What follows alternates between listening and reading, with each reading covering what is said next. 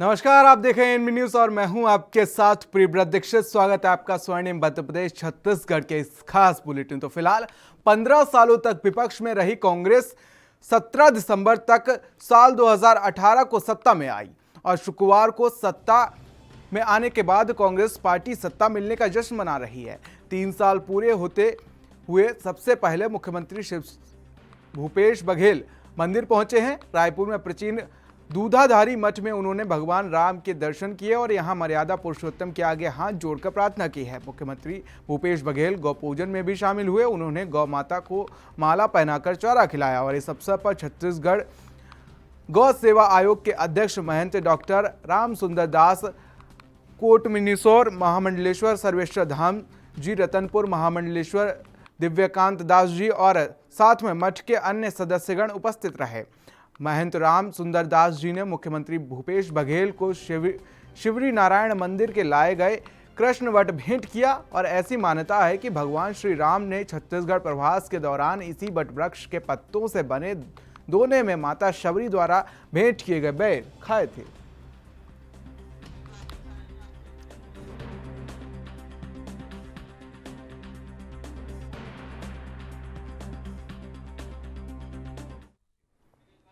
तो आज 3 साल पूरे हो गए हैं भूपेश सरकार को और इन 3 सालों में भूपेश बघेल की सरकार ने क्या कुछ अहम उपलब्धियां हासिल की हैं, ग्राफिक्स के जरिए आपको दिखाते हैं।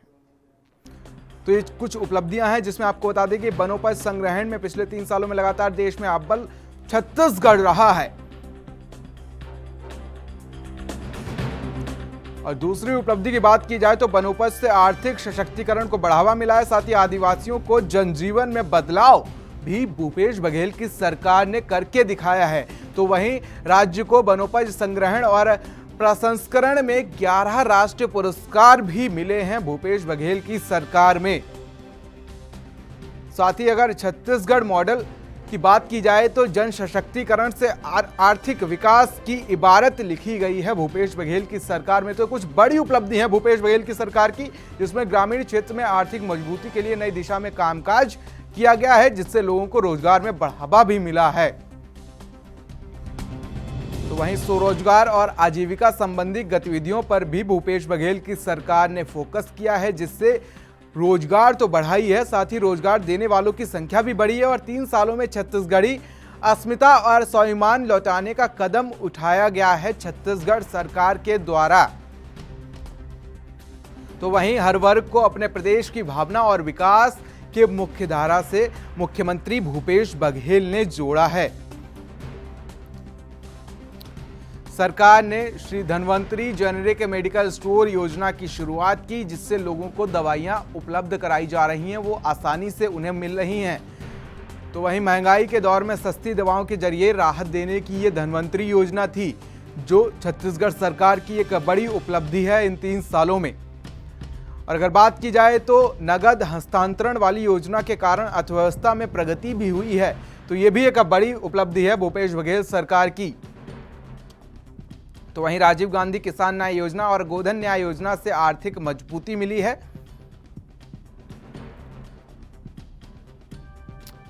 तो अगर बात की जाए उपलब्धियों की तो बहुत सारी हैं, जिसमें जैविक खेती की लागत आधी हुई है और उत्पादन भी 2 से 3 गुना तक भूपेश बघेल की सरकार में बढ़ गया है। छत्तीसगढ़ में नई उद्योग नीति से नया औद्योगिक और आर्थिक वातावरण बना है, जिससे लोगों को रोजगार मिले हैं और साथ ही नए उद्योगों की स्थापना से लोगों का जीवन खुशहाल हो गया है। तो वहीं 3 सालों में राज्य में 1564 नई औद्योगिक इकाइयां स्थापित हुई हैं। सरकार के मिलेट मिशन शुरू होने से किसानों के जीवन में बदलाव आया है और उन्हें फिलहाल अब अपनी खेती करने में कोई भी परेशानी नहीं हो रही है और हाफ बिजली बिल योजना से निम्न और मध्यम वर्ग के लोगों को राहत मिली है। तो बिजली का जो बिल था वो आधा कर दिया गया है। तो वहीं 400 यूनिट तक बिजली की खपत पर 50% सब्सिडी का लाभ लोगों को मिल रहा है। तो ये कुछ बड़ी उपलब्धियां हैं भूपेश बघेल सरकार की, जो 3 सालों में भूपेश बघेल सरकार ने पाई हैं और सर्वाधिक खाद्यान्न उत्पादन के लिए छत्तीसगढ़ को कृषि कम्र पुरस्कार से नवाजा गया है। तो वहीं साल 2020-21 में सर्वाधिक 92 लाख मीट्रिक टन से ज्यादा भी धान की खरीद भूपेश बघेल सरकार में की गई है, जो सबसे ज्यादा है अभी तक। तो वहीं वनोपज संग्रहण में पिछले 3 सालों में लगातार देश अव्वल रहा है।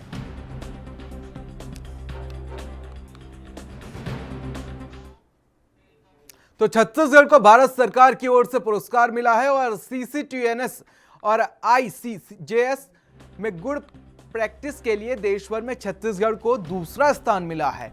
गृह मंत्रालय ने छत्तीसगढ़ को CCTNS और ICJS के बेहतर क्रियान्वयन के लिए यह अवार्ड दिया है और भारत सरकार से अवार्ड मिलने के बाद सीएम भूपेश बघेल ने ट्वीट किया है।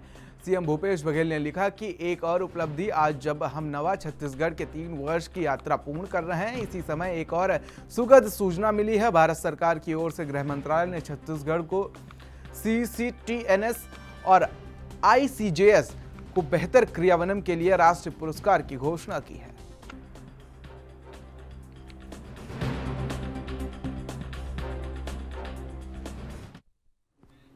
तो CDS जनरल विपिन रावत के साथ तमिलनाडु में हेलीकॉप्टर हादसे में शिकार हुए ग्रुप कैप्टन वरुण सिंह का भोपाल के बैरागढ़ विश्राम घाट पर राजकीय और सैन्य सम्मान के साथ अंतिम संस्कार किया गया है। उनके भाई तनुल और बेटे रिमन ने उन्हें मुख्य अग्नि दी। इससे पहले फूलों से सजे ट्रक में उनका पार्थिव शरीर को बैरागढ़ में यथाशक्ति विश्राम घाट ले जाया गया। पूरे रास्ते में लोगों ने भारत माता की जय, वरुण सिंह अमर रहें के नारे लगाए। मुख्यमंत्री शिवराज सिंह चौहान ने भी विश्राम घाट पहुंचकर शहीद को सैल्यूट किया है और मंत्री विश्वास सारंग, विधायक रामेश्वर शर्मा, PC शर्मा, कुणाल चौधरी समेत काफी संख्या में आम लोग भी मौजूद रहे। एयरफोर्स के जवानों ने गार्ड ऑफ ऑनर दिया।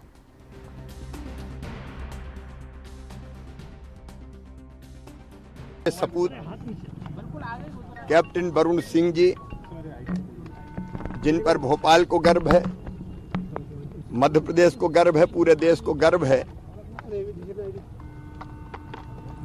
उन्होंने देश की सीमाओं की सुरक्षा के लिए जो सेवाएं दी है वो अतुलनीय है। शौर्य की एक नई गाथा उनके नाम पर लिखी गई है जो उन्होंने किया है। मौत को भी मात देते रहे हैं वो, लेकिन इस बार लगता था जितनी जरूरत यहां थी इससे ज्यादा जरूरत शायद उनकी वहां थी। वो अब हमारे बीच नहीं है। मैं उनके चरणों में श्रद्धा के सुमन अर्पित करता हूं 8.5 करोड़ मध्य प्रदेश की जनता की ओर से। और पूरा परिवार अब देश का परिवार है, प्रदेश का हमारा परिवार है। हम परिवार के साथ खड़े हैं। उनकी स्मृतियों को बनाए रखने के लिए उनके नाम पर परिवार से सलाह करके किसी संस्था का नाम, उनकी प्रतिमा लगाने का काम, ताकि देशभक्ति की प्रेरणा देती रहे। अब जैसी भी परिवार की इच्छा होगी, शासकीय सेवा मध्य प्रदेश सरकार की ओर से उसमें परिवार के किसी सदस्य को स्थान और 1 करोड़ रुपए की सम्मान निधि अर्पित करने का काम प्रदेश की सरकार करेगी। मैं उनके चरणों में प्रणाम। तो वहीं मध्य प्रदेश के मुख्यमंत्री शिवराज सिंह चौहान ने कहा कि प्रदेश की पुलिस ने एक अनेक उपलब्धि हासिल की है और इसके बाद भी हमारे लिए साइबर क्राइम एक बड़ी चुनौती बना हुआ है। इन अपराधों के लिए हमें और भी काम करना होगा और इन मामलों में गंभीरता लेने की जरूरत है। अधिक प्रयास करेंगे तो कोई अपराधी बच नहीं पाएगा। हमारे काम करने के रास्ते में आने वाली बाधाओं का हम निरंतर समाधान करते रहेंगे। और मुख्यमंत्री मध्य प्रदेश पुलिस स्थापना दिवस पर आयोजित समारोह को संबोधित कर रहे थे। इससे पहले मुख्यमंत्री ने उत्कृष्ट कार्य करने वाले मध्य प्रदेश पुलिस अधिकारियों को वीरता के लिए राष्ट्रपति पुलिस पदक, विशिष्ट और सराहनीय सेवा हेतु राष्ट्रपति पुलिस पदक और जीवन रक्षा पुलिस पदक से अलंकृत कर सम्मानित किया है। मुख्यमंत्री ने शहीद स्मारक पहुंचकर देश और प्रदेश की सेवा में तत्पर रहकर अपने प्राण न्यौछावर करने वालों अमर शहीदों को पुष्पचक्र अर्पित कर श्रद्धांजलि दी है। उन्होंने मोतीलाल नेहरू स्टेडियम भोपाल में आयोजित पुलिस स्थापना दिवस समारोह में परेड का निरीक्षण कर सलामी भी ली है।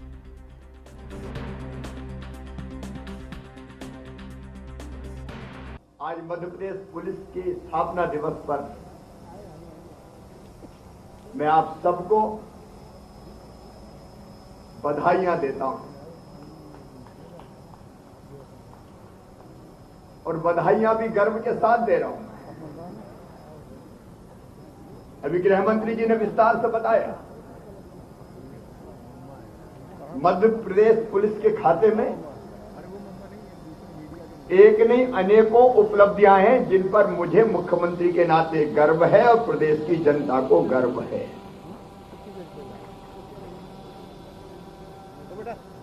और आज सबसे पहले मैं उनको प्रणाम करना चाहता हूं जिन्होंने मध्य प्रदेश पुलिस को दिशा दी। मित्रों, हम सबके लिए गर्व का विषय है। श्री रुस्तम जी को मैं प्रणाम करता हूं, जिनको पद्म भूषण पद्म विभूषण से भारत सरकार ने सम्मानित किया।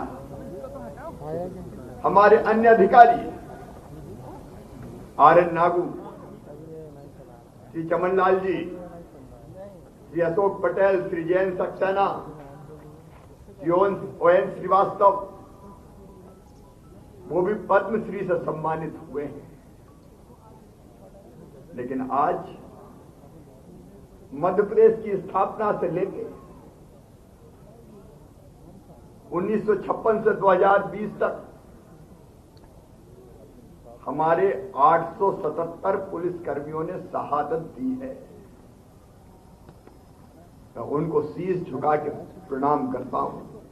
यही मध्य प्रदेश पुलिस नक्सलवाद का पूरी तरह से खात्मा करेगी। लगातार इसके लिए हमारे जवान जूझ रहे, काम कर रहे हैं। सिमी के नेटवर्क को ध्वस्त किया है। जब टास्क दिया मध्य प्रदेश पुलिस को, उसने उस टास्क को पूरी वीरता के साथ, पूरी बहादुरी के साथ, कर्तव्य निष्ठा के साथ पूरा करने का काम किया है। मुझे याद आता है वो दृश्य जब सिंहस्थ हो रहा था मध्य प्रदेश में, तो कानून व्यवस्था के साथ साथ नागरिक कर्तव्यों का कैसे पालन करना है, ये कोई सीखे तो मध्य प्रदेश के जवानों से। जनता की जिंदगी की सुरक्षा के लिए अपने आप को बलिदान कर दिया। मैं इस बलिदानी परंपरा के लिए भी मध्य प्रदेश पुलिस को प्रणाम करता हूं। एक नहीं अनेकों उपलब्धियां हमारे खाते में है और मुझे पूरा विश्वास है किसी कर्तव्य निष्ठा के साथ मध्य प्रदेश पुलिस अपने कर्तव्य पथ पर बढ़ती हुई, अपने कर्तव्यों का निर्वाह करती हुई न केवल मध्य प्रदेश में कानून और व्यवस्था की स्थिति को बनाए रखेगी, बल्कि देश में सर्वश्रेष्ठ काम करके दिखाएगी। मुझे एक बात के लिए और गर्व है, शायद मध्य प्रदेश ने सबसे पहले प्रारंभ किया 100 डायल भी, और मध्य प्रदेश पुलिस में 30% भर्ती हमने बेटियों की करके महिला सशक्तिकरण की दिशा में महत्वपूर्ण कदम बढ़ाए हैं। और मुझे ये कहते हुए गर्व है कि हमारी बेटियां भी शौर्य का जो प्रकटीकरण कर रही है, वो कानून और व्यवस्था को बेहतर बनाए रखने में बहुत महत्वपूर्ण है। महिला डेस्क की परंपरा, FIR, ई विवेचना, हमारे SF के जवान, हमारा होमगार्ड। अभी हमने देखा बाढ़ के समय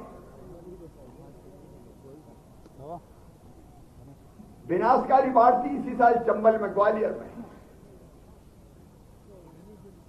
लेकिन हमने,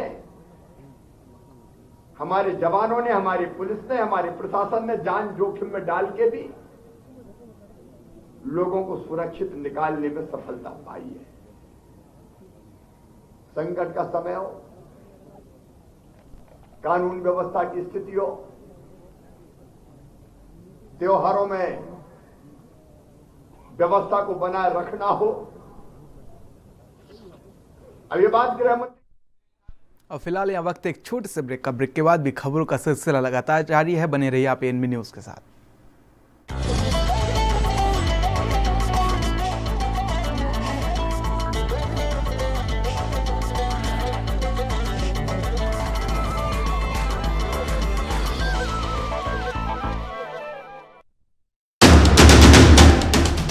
राष्ट्र धर्म रात 8 बजे सिर्फ एएनबी न्यूज पर। मैं भूपेश बघेल ईश्वर की शपथ लेता हूँ। जुमले नहीं, पक्के सबूत हैं, कागजों में नहीं, सपने हकीकत में मौजूद हैं। न्याय के 3 साल। राजीव गांधी किसान न्याय योजना से मिला किसानों को आर्थिक इंसाफ।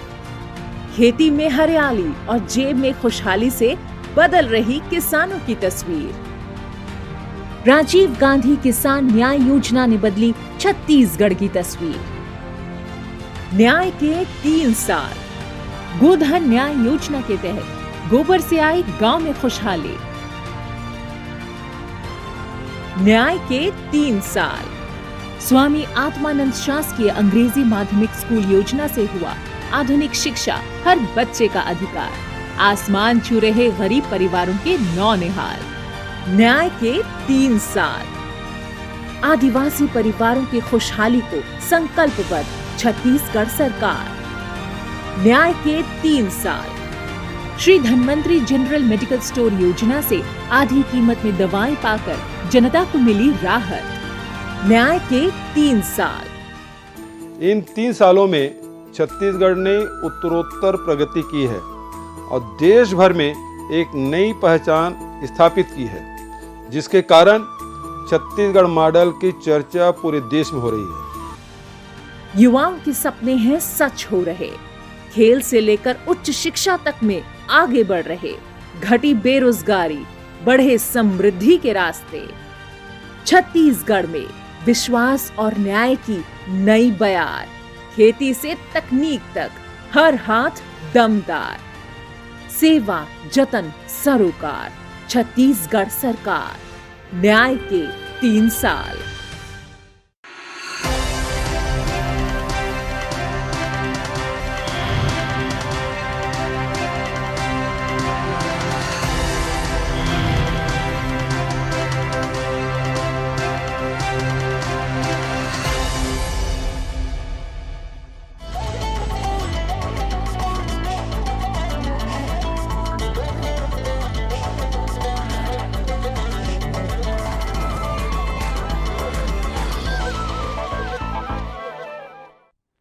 ब्रेक के बाद स्वागत है आपका स्वर्णिम मध्य प्रदेश छत्तीसगढ़ में। तो मध्य प्रदेश के गृह मंत्री नरोत्तम मिश्रा ने भोपाल में आयोजित पुलिस स्थापना दिवस समारोह में हिस्सा लिया है और इस अवसर पर गृह मंत्री नरोत्तम मिश्रा ने कहा कि मध्य प्रदेश में शिवराज सिंह चौहान के मुख्यमंत्री बनने के बाद कोई भी नक्सली गतिविधि नहीं हुई है। पिछले 15 महीनों में 84 लाख रुपए के इनामी नक्सलियों को धराशाही किया गया है और गिरफ्तार किया गया है। पुलिस स्थापना दिवस की बहुत बहुत सभी को शुभकामनाएं।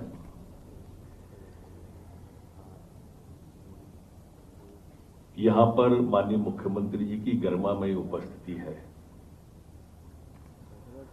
और इसलिए मैं इस स्थापना दिवस पर उनके कार्यकाल का जरूर उल्लेख करना चाहूंगा, क्योंकि उनके कार्यकाल में जो गरिमामयी काम, जो गौरवपूर्ण काम हमारे पुलिस ने किए हैं, पुलिस के जवानों ने किए हैं।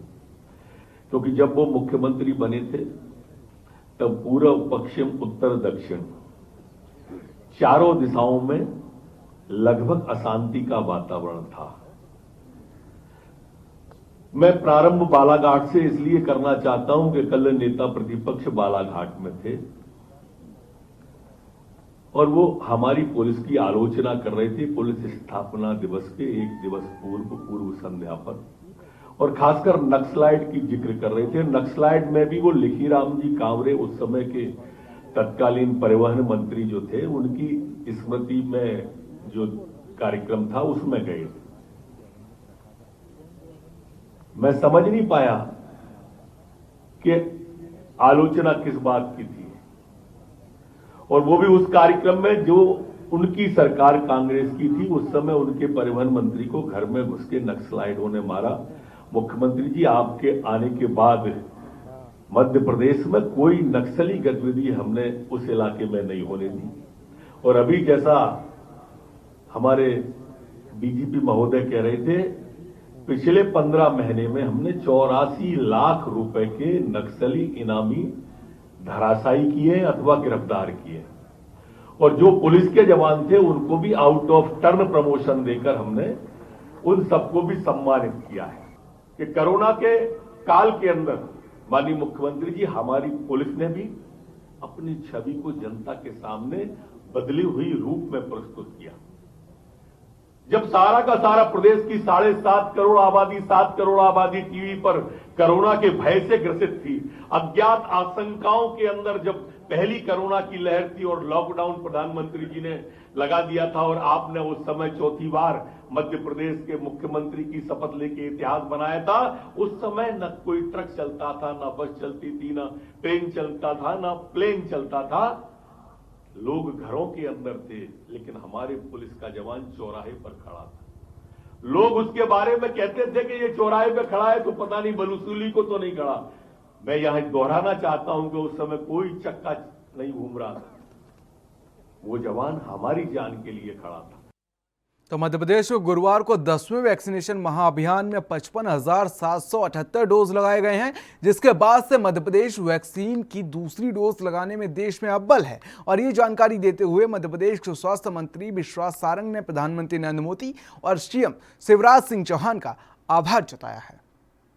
आज हमने मध्य प्रदेश में 10वां महावैक्सीनेशन अभियान आयोजित किया था, और हमें बहुत प्रसन्नता है कि आज हमने 3 रिकॉर्ड बनाए हैं। सबसे पहला रिकॉर्ड तो हमने यूपी से भी ज़्यादा, लगभग 15 लाख लोगों को वैक्सीन लगाई है।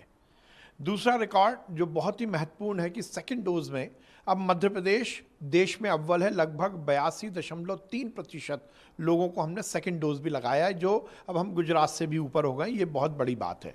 और तीसरा रिकॉर्ड आज हमने बनाया है, लगभग 5.5 लाख से ज़्यादा गर्भवती बहनों को हमने वैक्सीन लगाई है। ये तीनों रिकॉर्ड आज मध्य प्रदेश ने बनाए हैं, और हमने लगभग 9 करोड़ 70 लाख लोगों को वैक्सीनेट कर दिया, जिसमें लगभग 5.25 करोड़ 5 करोड़ 18 लाख पहला डोज है, और बाकी लगभग 4 करोड़ 52 लाख सेकेंड डोज है।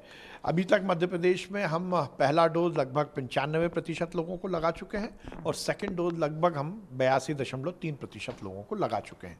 ये प्रसन्नता की बात है। मैं देश के यशस्वी प्रधानमंत्री जी को बहुत धन्यवाद और बधाई देता हूँ।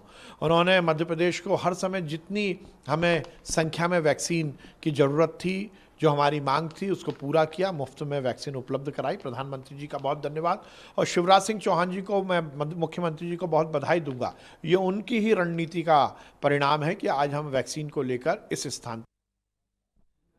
तो वहीं छोटे छोटे प्रयोगों के माध्यम से जीवन शक्ति को विकसित करने और बिना दवाई के माध्यम स्वस्थ रहने से सन टू ह्यूमन के प्रमुख आचार्य परम अलाय जी के सूत्रों को समझ पाकर मुख्यमंत्री भूपेश बघेल सहित उपस्थित सभी विधायकों ने रुचि दिखाते हुए राज्य में सन टू ह्यूमन के मेडिटेशन शिविर आयोजित कराए जाने की इच्छा जताई है। ये कदम जन सामान्य के स्वास्थ्य हित को ध्यान में रखते हुए बढ़ाया गया है। तो वहीं मुख्यमंत्री भूपेश बघेल ने कहा कि अच्छे स्वास्थ्य के लिए आचार्य परम अलाय जी की ओर से प्रस्तुत जीवनोपयोगी सूत्र लोगों के लिए उपयोगी है, हमें सीखना और अपनाना चाहिए। मुख्यमंत्री ने कार्यक्रम के दौरान पूरी तन्मयता से आचार्य परम अलाय जी के सूत्रों को समझा और राज्य के लोगों के हित में इसका व्यापक स्तर पर आयोजन सुनिश्चित करने की रूपरेखा निर्धारित करने की बात कही है। उन्होंने कहा कि रायपुर में आचार्य परम अलाय जी का 10 दिवसीय शिविर का आयोजन किया जाना चाहिए। मुख्यमंत्री ने इस संबंध में महापौर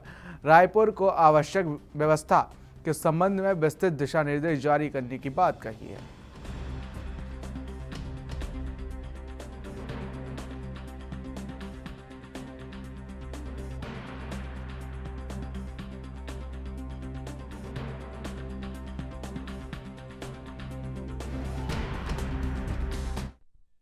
तो वहीं मुख्यमंत्री भूपेश बघेल ने अपने निवास कार्यालय में काशी ज्योतिष शाखा पीठ के शंकराचार्य स्वामी आत्मानंद सरस्वती से आशीर्वाद ग्रहण कर प्रदेशवासियों की सुख समृद्धि और खुशहाली की कामना की है। शंकराचार्य स्वामी आत्मानंद सरस्वती ने छत्तीसगढ़ राज्य में मुख्यमंत्री भूपेश बघेल की ओर से समाज सभी वर्गों में उत्थान, विशेषकर गरीबों, ग्रामीणों, किसानों, आदिवासियों, युवाओं और महिलाओं को सशक्त बनाने के लिए किए जा रहे प्रयासों की सराहना की है।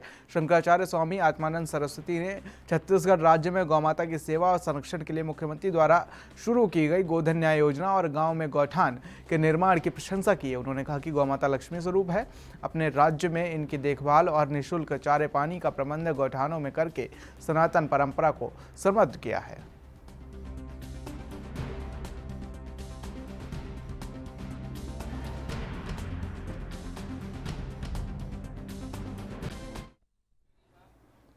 तो स्वर्णिम मध्य प्रदेश छत्तीसगढ़ के खास बुलेटिन में मेरे साथ इतना ही। देश और दुनिया की अहम खबरों के लिए बने रहिए एनबी न्यूज के साथ। नमस्कार।